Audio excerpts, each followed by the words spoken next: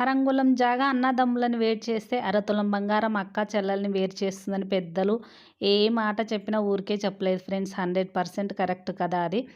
నిజంగా అన్న చెల్లెలు అక్క తమ్ముళ్ళు విడిపోయేది ఓన్లీ డబ్బుల దగ్గరే అని నేనైతే అనుకుంటాను. ఎందుకనంటే ప్రతి ఒక్కరికి వచ్చేది గొడవలు జాగల కన్నో బంగారం కన్నో డబ్బుల కన్నే కదా. నిజంగా అందరినీ వేరు చేసేదైతే డబ్బే.